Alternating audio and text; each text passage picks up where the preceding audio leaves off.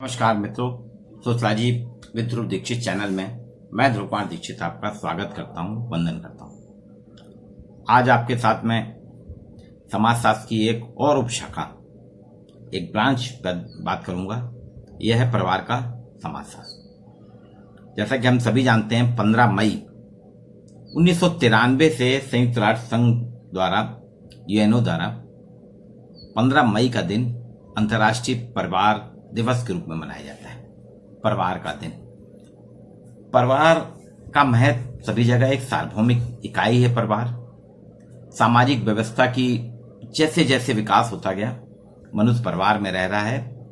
आप किसी भी समाज में जाएं, चाहे जनजाति समाज हो, ग्रामीण समाज हो, शहरी समाज हो, भारतीय हो, पाकिस्तानी हो, नेपाली हो, पश्चिमी देशों के समाज, सभी जगह आपको परिवार मिलेंगे।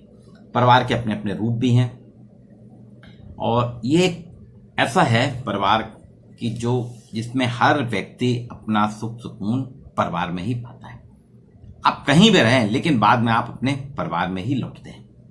अंग्रेजी भाषा के फैमिली शब्द का हिंदी अनुवाद है, जो ग्रीक भाषा के फैमिलियस शब्द से बना है परिवार। तो परिवार शब्द जो है अपने आप में एक महत्वपूर्ण शब्द, और परिवार आप देखेंगे ऐसा कोई भी व्यक्ति नहीं जो ये नहीं कह सकता कि मेरा परिवार नहीं है, मैं परिवार विहीन हूं।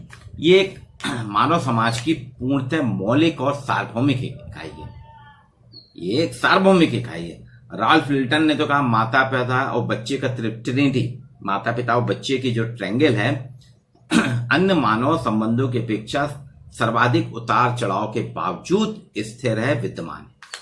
ये राल्फ लिल्टन कहते हैं। ये फैमिलियस शब्द जो लैटिन भाषा का है, कहीं कहीं ग्रीक में भी उपयोग करते हैं, लैटिन भाषा का शब्द है। इससे फैमिली बनाओ, फैमिली से परिवार बना। परिवार की अलग अलग परिभाषाएं दी हैं। जैसे ऑगमन निम्फाम कहते हैं परिवार पति पत्नी की संतान रहित या संतान सहित केवल पुरुष या स्त्री बच्चों या कम या अधिक स्थायी समिति है। मैकाइवर पेज कहते हैं पर्याप्त निश्चित यौन संबंध द्वारा परिभाषित एक समूह है जो पूर्ण तथा निश्चित रूप से संतान के जन्म तथा पालन पोषण की व्यवस्था करने की क्षमता रखता है। अलग अलग प्रकार की परिभाषा हैं, और मैंने पहले कहा कि इसमें दो चीजों का प्रयोग करते हैं। फैमिली का प्रयोग दो उसमें किया जाता है, मुखिया, हाउस होल्ड, अभिभावक। अब हाउस होल्ड जो होता है मुखिया, उसके साथ उसके बच्चे, उसकी पत्नी आ जाते हैं।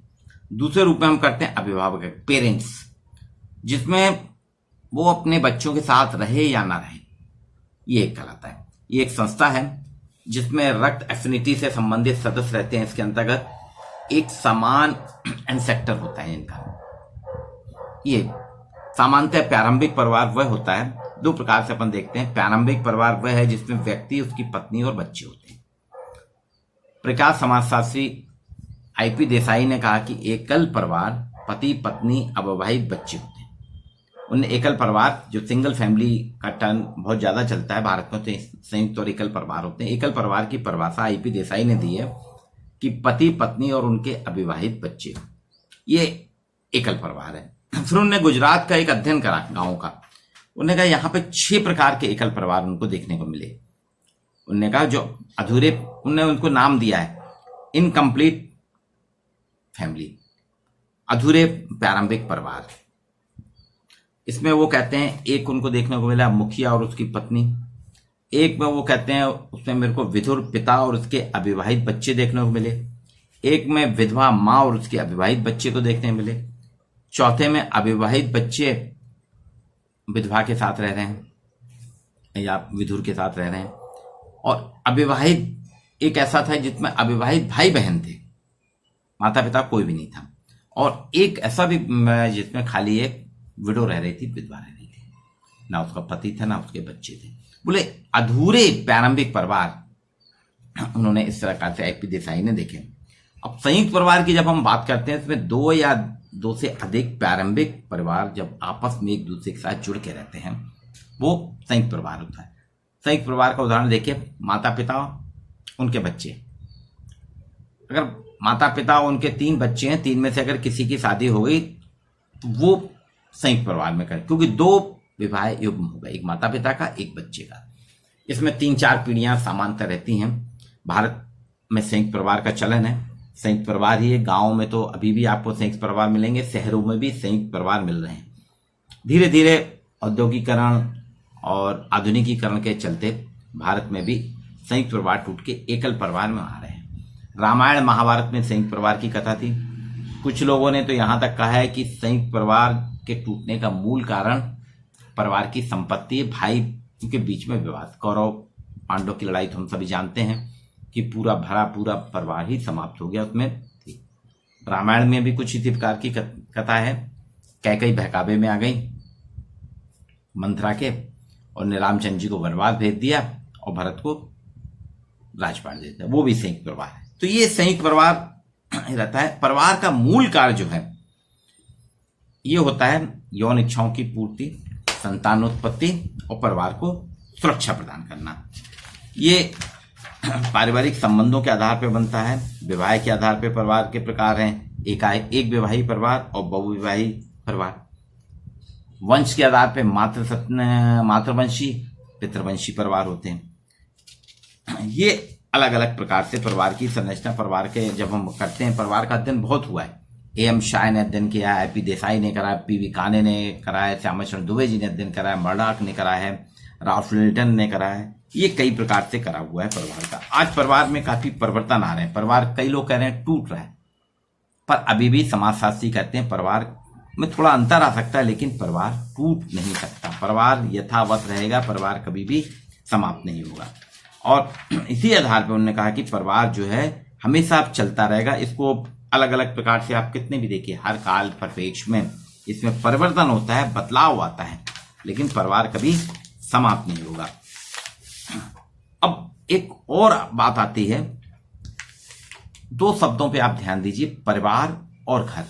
परिवार का जो समाजशास्त्र है उसमें समाजशास्त्री यही अध्ययन करते हैं परिवार क्या है, परिवार कैसे कहते हैं, रक्त संबंध क्या है, परिवार के कार्य क्या है, परिवार कितने प्रकार के होते हैं, परिवार का स्वरूप क्या है, परिवार में क्या बदला, इन सारी चीजों का समाजशास्त्री अध्ययन किया जाता है। इसलिए परिवार का समाजशास्त्र की शाखा जो है सोशलॉजी ऑफ फैमिली, वो परिवार को बहुत नजदीकी से देखती है।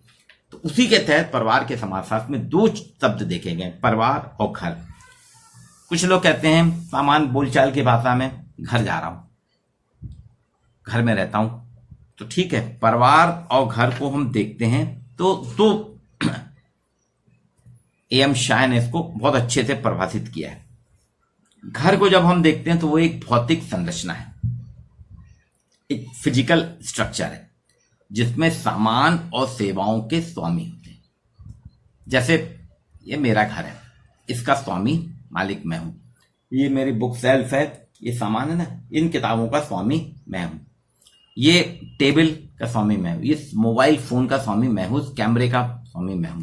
ये कहलाएगा घर। अब परिवार की जब बात आती है, परिवार अनाकार होता है, जिसका कोई आकार नहीं होता। ये विस्तृत और फैला हुआ होता है। भूमिका और संबंधों के आधार पे इसमें विकास की प्रक्रिया चलती रहती है। मेरे माता पिता मैं थे, मेरा विवाह हुआ, तो जहां विवाह हुआ उस परिवार के साथ मेरे संबंध बन गए, अलग अलग नातेदारियों का विकास हुआ, तो मैं उनका भी एक सदस्य बन गया। मैं रह रहा हूं जबलपुर में, मेरे परिवार के लोग दिल्ली में भी हैं, मुंबई में भी हैं, नागपुर में भी हैं, रायपुर में भी हैं, आगरा में भी हैं, बरेली में हैं, नरसिंहपुर में हैं, भोपाल में हैं, इंदौर, ऐसे कई जगह जहां जहां मेरे परिवार के लोग, अब देखिए फैलता चला गया ना मेरा परिवार, ये कहलाता है परिवार। और शोधार्थी जो हैं विभिन्न सामाजिक दृष्टिकोण से, इसलिए परिवार का समाजशास्त्र जो है सोशलॉजी ऑफ फैमिली, उसमें शोधार्थी विभिन्न सामाजिक दृष्टिकोण से सामाजिक संरचना, परिवार की सामाजिक संरचना, परिवार सामाजिकरण, परिवार में बदलाव, परिवार में होने वाले परिवर्तन, परिवार और घर, परिवार के प्रकार, सत्ता के आधार पर पितृसत्तात्मक मातृसत्तात्मक परिवार, वंश के आधार पर पितृवंशी मातृवंशी परिवार, विवाह के आधार पर एक विवाही बहुविवाही परिवार, ये अलग अलग प्रकार से परिवार के बारे में करते हैं। परिवार के जो है मूल जो देखा जाए, परिवार वास्तव में इसलिए कहा गया एक महत्वपूर्ण इकाई इसलिए मानी जाती है क्योंकि इसमें यूनिवर्सल है, ये सार्वभौमिकता होती है। आप कोई भी देख लीजिए, हर काल परिस्थिति, हर उसमें चाहे सब समाज हो, आदिम समाज हो, परिवार हमेशा रहा, सार्वभौमिक है, इसलिए यूनिवर्सल है। सामाजिक संरचना में, जो समाज की संरचना में परिवार की केंद्रीय स्थिति होती है, पूरा का पूरा हमारा समाज जो है परिवार पर ही निर्भर होता है। परिवार से जो नए सदस्यों का जन्म होता है, उनके अनुसार धीरे धीरे समाज में उनकी वृद्धि होती है। भावनात्मक आधार, परिवार के सभी सदस्य भावनात्मक आधार पर बंधे होते हैं। ये संबंध पति पत्नी, पिता पुत्र, माता भाई बहन, ये होते हैं। पिछले साल की घटना आपको याद होगा, जब कोविड-19 आया था, सभी जगह लॉकडाउन लग गया था। इस भावनात्मक परिवार के भावनात्मक आधार के कारण ही मुंबई, आपके गुजरात के अहमदाबाद, बड़ौदा, बेंगलोर, सब जगह से जो श्रमिक थे वो अपने अपने घरों की ओर, उनको जो भी साधन मिला, नहीं मिला तो पैदल ही निकल गए, लेकिन वो धीरे धीरे अपने घरों की ओर प्रस्थान कर गए। वो रुके नहीं। उन्होंने कहा अंतिम समय है, सब एक भ्रम फैल गया था कि अब कुछ नहीं होगा, लॉकडाउन नहीं खत्म होगा, हमको यहाँ पर रहना है, कुछ काम धंधा नहीं है, भूखे बनने से अच्छा है कि हम अपने परिवार के साथ, तो यूपी, बिहार, जहां छत्तीसगढ़, मध्य प्रदेश, जहां जहां से गए थे लोग, सब पैदल ही अपने परिवार के लिए आ गए। तो ये जो है भावनात्मक जो है फॉर्मेटिव बेसिस जो है, ये लगाव जो है, ये परिवार के सदस्यों में सब में रहता है। रचनात्मक प्रभाव, कूले ने कहा है परिवार प्राथमिक समूह है और वो मानव के जन्म और विकास परिवार में ही होता है। कूले का कहना था परिवार प्राथमिक समूह है, व्यक्ति का जन्म और विकास जो है परिवार में ही होता है। उन्हीं ने इस आधार पर कहा कि परिवार के द्वारा ही मनुष्य के चरित्र का निर्माण होता है, व्यक्तित्व बनता है, सामाजिक व्यवहार के ढंग और निर्माण होते हैं। इसलिए कहा ये रचनात्मक प्रभाव है, कंस्ट्रक्टिव इन्फ्लुएंस होता है परिवार का। सदस्यों का उत्तरदायित्व, परिवार में आपको हर व्यक्ति को किसी न किसी प्रकार की रिस्पॉन्सिबिलिटी मिलती है। परिवार के हर सदस्य के पास उसकी परिस्थिति रहती है, उसका स्टेटस रहता है, उसकी भूमिका रहती है। जिम्मेदारी के आधार पर मेरे पिताजी की अलग जिम्मेदारी है, बेटे की अलग जिम्मेदारी है, पत्नी की अलग जिम्मेदारी है, बच्चों के अलग, भाई बहनों की अलग, सबकी अपनी अपनी स्थिति और सबकी अपनी अपनी जिम्मेदारियां तय हैं ये परिवार में। परिवार जो है छोटा भी होता है, संयुक्त परिवार बड़े होते हैं, लेकिन वो लिमिटेड है, सीमित आकार है।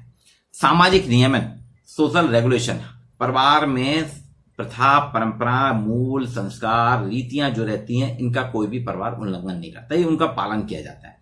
परिवार में जो है समाज के अनुरूप बनता है और वहां बाध्य किया जाता है आपको। अभी देखिए हमारे यहाँ जैसे भारत में हर परिवार में दशहरे, दिवाली के विषय में घर की साफ सफाई होती है। तीज त्योहार, परंपराएं हमारे यहाँ वैसे ही चल रही हैं। स्थायी और अस्थायी प्रकृति, परिवार समिति भी है और संस्था भी है, दोनों अर्थ में देखा गया। सदस्यों के आधार पर तो एक समिति के रूप में रहती है जो कि अस्थायी है, आती जाती है, और नियम और कार्य प्रणाली की अगर हम देखें परिवार की, तो फिर एक संस्था आ जाती है। तो ये जो है वास्तव में परिवार एक महत्वपूर्ण संस्था है। 15 मई, इसलिए मैंने परिवार का समाजशास्त्र विषय रखा कि 15 मई को अंतर्राष्ट्रीय परिवार दिवस मनाया जाता है। अंतर्राष्ट्रीय परिवार दिवस मनाने के कारण ही इस विषय को चुना। और मैंने पहले ही कहा कि परिवार और घर में हम भूल ना करें। प्रख्यात समाजशास्त्री एम शाह का कहते हैं परिवार और घर में अंतर जो है संबंधों के आधार पर होता है। भारत में परिवार और घर को अलग अलग प्रकार देखा जाता है, बोले ये एक संबंधों के आधार पे है। मैंने बताया ना, घर एक आपका फिजिकल स्ट्रक्चर है, परिवार इमोशनल, भावनात्मक संरचना है। एम शाह कहते हैं घर को तो देख सकते हैं, इसकी भौतिक संरचना है, लेकिन परिवार को हम देख नहीं सकते। परिवार के साथ हम जुड़े रहते हैं, परिवार को हम महसूस करते हैं। एक घर का परिचालन समूह होता है जो परिवार और नातेदारी विचारधारा की सीमा के भीतर कार्य करता है। तो ये अलग अलग प्रकार से है। परिवार हमारे यहाँ बहुत महत्वपूर्ण है, सभी लोग रहते हैं, सबके अलग अलग परिवार हैं। परिवार पे बहुत अध्ययन हुआ है, जनजाति परिवारों का अध्ययन हुआ है, ग्रामीण परिवारों का अध्ययन हुआ है, शहरी परिवारों का अध्ययन, सब लोग। और परिवार के कार्य भी अलग अलग है। परिवार अपने अपने कार्य करता है। विवाह के आधार पे परिवार है, वंशावली के आधार है। कार्य में आप देखें इनके यौन इच्छाओं की पूर्ति तो प्रमुख है, संतानोत्पत्ति है, सुरक्षा है।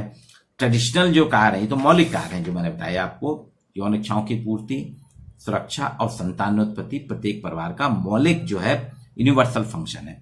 परंपरागत ट्रेडिशनल देखें तो परिवार को सामाजिक कार्य करता है, जैसे लोगों को सामाजिक परिस्थिति प्रदान करना, व्यक्ति का सामाजिकरण करना, व्यक्ति पे सामाजिक नियंत्रण रखना, व्यक्तियों का मनोरंजन करना। आज लॉकडाउन में हम सब परिवार में ही तो रह रहे हैं, एक साथ मनोरंजन हो रहा है।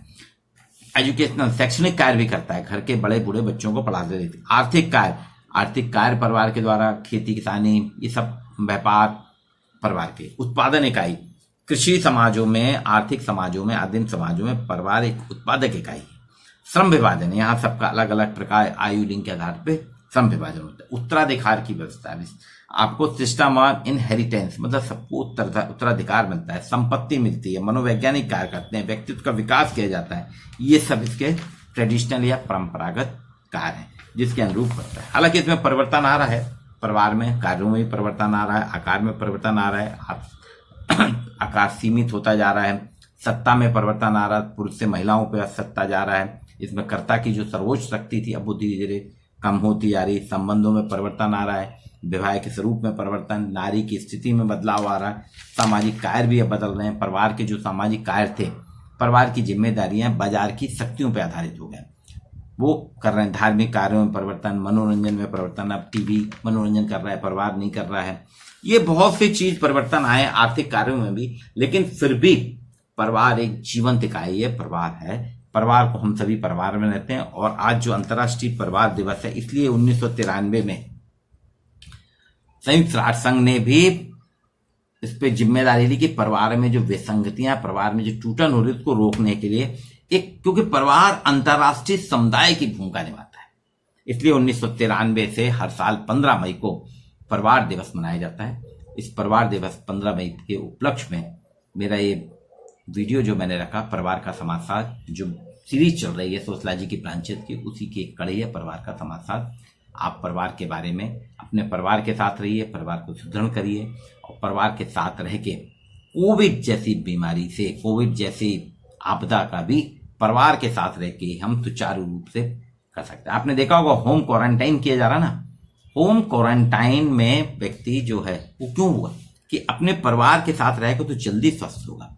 एक और चीज आपने देखी होगी, मैंने तो देखा, आपने भी देखा होगा, पिछले साल से अभी तक के जो समाचार पत्रों को देखते हैं उसमें आपने देखा होगा आत्महत्या की दर में गिरावट आई। परिवार के साथ व्यक्ति रह रहा ना, सामूहिक समूह परिवार में रह रहा ना, अपने परिवार के साथ आ रहा, सामाजिक संबंध उसके प्रगाढ़ हो रहे हैं, तो देखिए वो आत्महत्या की ओर अग्रसर नहीं हो रहा है। ये दुर्खीम का जो सिद्धांत आत्महत्या का, उसमें था ना कि जब परिवार से अलग हो जाता है, समाज से विलग हो जाता है, समाज के प्रेशर में व्यक्ति करता है। तो पिछले 1 साल से दबाव में सब हैं, मानसिक रूप से सब पीड़ित हैं, लेकिन परिवार में रहने के कारण, परिवार की भावनाएं, परिवार के विचार, परिवार के सहयोग, परिवार के मदद के कारण व्यक्ति ने आत्महत्या कम की है। जो परिवार से अलग है, जो परिवार के साथ नहीं है, उसने की है, लेकिन परिवार में रहने वाले धीरे धीरे इनमें आत्महत्या की दर घटी है। ये पिछले साल का आप अगर समाचार पत्र देखेंगे तो उसमें आत्महत्या के प्रकरणों की संख्या में एक गिरावट आई है, उसका ग्राफ नीचे गया है। ये आपको निकालना पड़ेगा कि 2020 के पहले 2019-20 मार्च तक का अगर आप आंकड़ा ले और 2020 से 2021 का आंकड़ा, तो आपको स्पष्ट होगा कि आत्महत्या की दर घटी है। उसका मूल कारण व्यक्ति अपने परिवार में, परिवार के बहुत नजदीक आ गया, वर्क फ्रॉम होम होने लगा। ये सारी चीजें परिवार के महत्व को, परिवार की जिम्मेदारी को, परिवार को सशक्त करती हैं, परिवार की आवश्यकता बताती हैं। तो आप सभी को परिवार दिवस पे, अंतर्राष्ट्रीय परिवार दिवस की मैं शुभकामनाएं देता हूं, और मैं चाहता हूं आप अपने परिवार के साथ रह के कोरोना से लड़ें, कोरोना को खत्म करें।